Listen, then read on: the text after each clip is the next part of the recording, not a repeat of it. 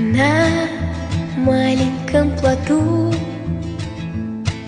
сквозь бури, дождь и грозы, взяв только сны и грезы и детскую мечту,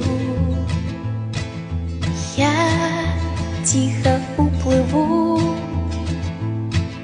Лишь в дом проникнет полночь, чтоб рифмами наполнить мир, в котором я живу.